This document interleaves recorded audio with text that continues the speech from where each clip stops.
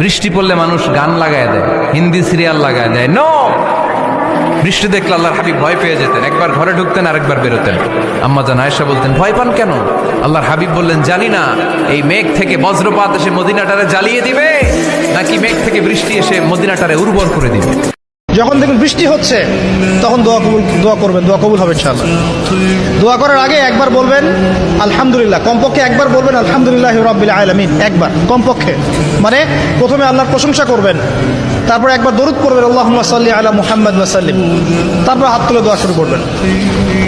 বৃষ্টি ও রহমত, ঠিক কিনা? বৃষ্টি পাঠায় কে? বৃষ্টির মালিক কে?